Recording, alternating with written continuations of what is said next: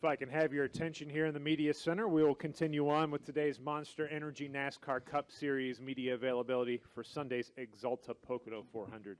We're joined by Ryan Newman, driver of the number 31 Kalahari Resort Chevrolet for Richard Childress Racing. Ryan, a former winner at this track. Would you please just walk us through, Ryan, what it takes to really get around the tricky triangle? Just obviously having a good balance in all three corners, and probably one of the biggest keys is no matter how good you get through those corners, you have to have the power to pull it down the straightaway. And it seems like at some point some pit strategy, some fuel savings, and a little bit of luck has to come your way. But nevertheless, I've always enjoyed this racetrack. I enjoy the area, and especially now with Kalahari being built just up the street, it's a great place for kids and families to go and have some fun when the racetrack's not hot. Okay, we'll open the floor up for questions. If you have a question for Ryan, please raise your hand. We'll get a wireless mic too. We'll start with Zach, and then we'll go to John. Zach Sterniola with the Pocono Record. You kind of touched on it just there that there's always fuel strategy involved here at Pocono. With the stage racing now and the way that these stages fall, how do you feel like that's going to affect the kind of how this race plays out? It will, and I don't know how much. I don't know when, if it'll be the first stage, the second stage, the third stage, or all three. But, I think that, the bigger the racetrack, the more risk you are for not making it back to pit road. And we have this stretch in the summer between the two Poconos, Indianapolis, Watkins Glen, and Sonoma, where we got big racetracks, lots of distance, and fuel mileage is talked about it quite a bit. And with the stages, I think that changes. I think it changes because of the the size of the racetrack, how good your race car is, and the strategy that goes along with it. You put 4 tires on, and when you do it, you take a risk of doing it a little bit early, expecting a caution, or does the caution not come, and you put yourself in a bad spot. So I think it'll be interesting to see how it all plays out. I mean, the pros and the cons of stages is, we get those guaranteed restarts, guaranteed bunch-ups, and therefore guaranteed yellows, which I don't particularly care for, but I do like stage racing, and I do like the way that it mixes up the strategy. Just never like to see a race go yellow. Go next to John. Hi, John Harville with ESPN Albuquerque. Ryan, how would you evaluate the first half of the regular season of the schedule? For me personally? Yeah. Obviously Phoenix was huge for us to get that first win. We've had some decent runs, some top 5s and top 10s. Of late, we've had 2 top 10s that, to me, our performance did not meet that result. So we've got to pick it up.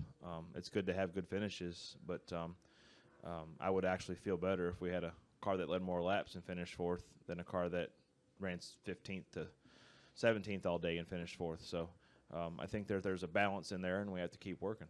And how is your team, plus the other 2 RCR teams with Austin Dillon has the win also, how are you guys approaching like the final 13 races of the regular season entering the playoffs? Well, I know how we are, and that's to do everything with the best of our ability and try to get those stage bonus points, get the regular season points that we can, and have whatever cushion we can have to start the playoffs and in each round of the playoffs, so that we have a better opportunity of racing for a championship in Homestead. That's ultimately what it's all about, but it still revolves around winning.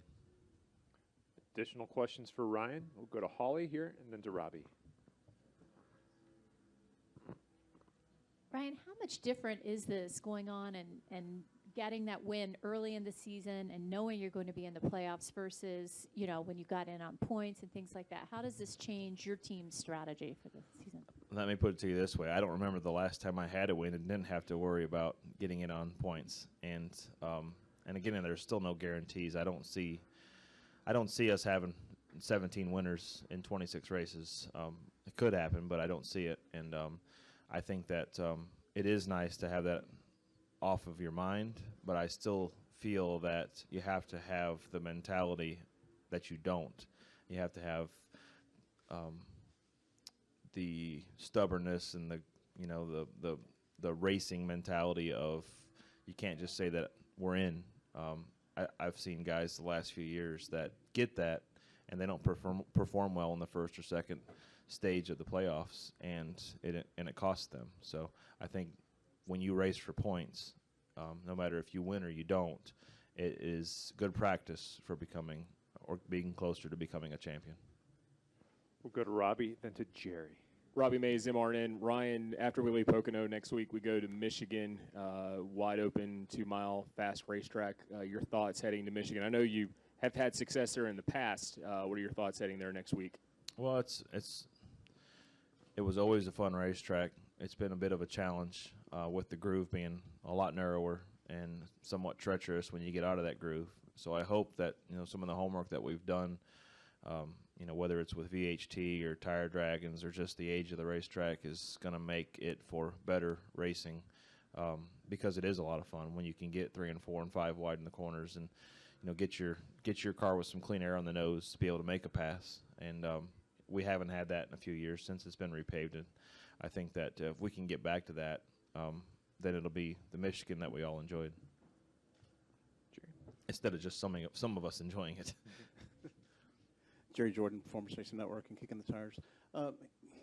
When Austin won his race, Richard and he were talking about, and the assets, the things that he has put towards the team, everything you guys asked for, he tries to go out there and get.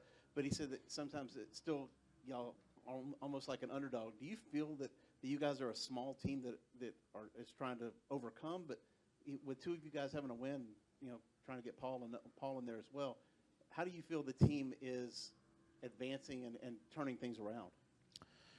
It's somewhat of a loaded question because I think if you look at us from a sponsorship standpoint, we probably are an unpublished underdog.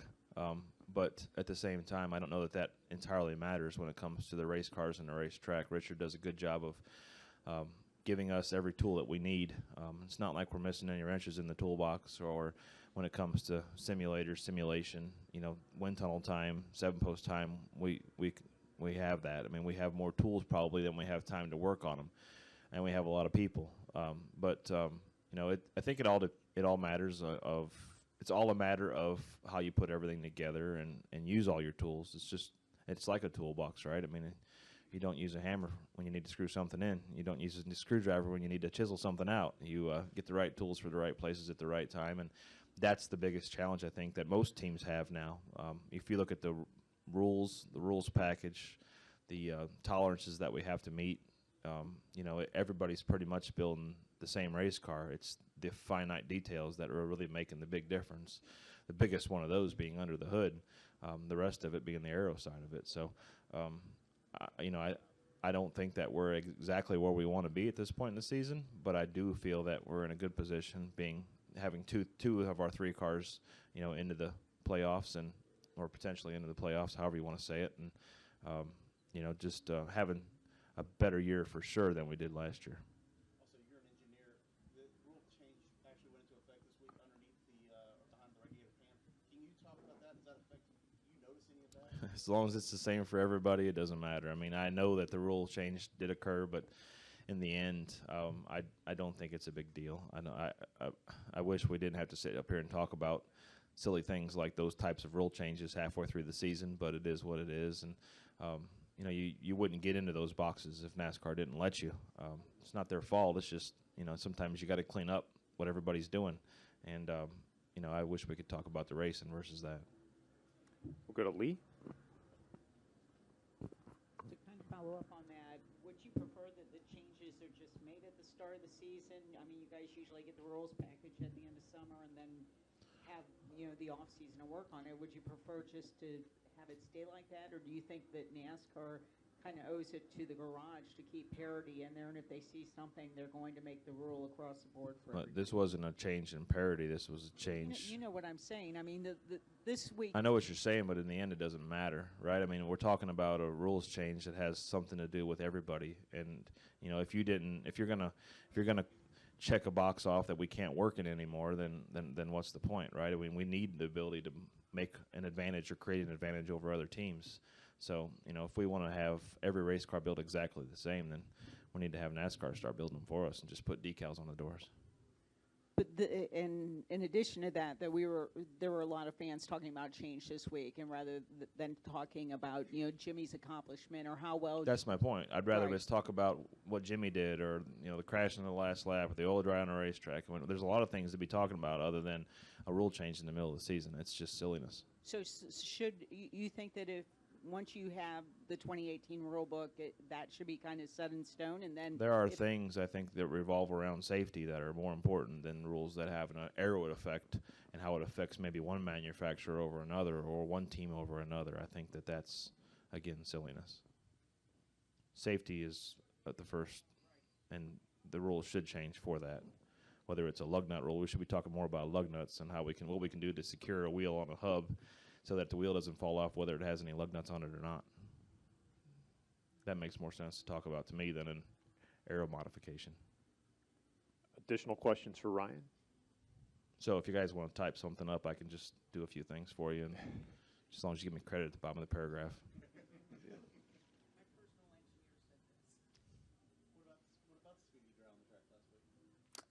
You know, it was more there. There was more there than I thought there was, and I think it was a matter of we all couldn't see it. I mean, white on white is still white, and it just you couldn't see it. And then when the 48 blew it up, the 42 blew it up 78, and then Ty hit it, and I was underneath Ty, and it was crazy. I mean, I think there was way more there than we ever realized.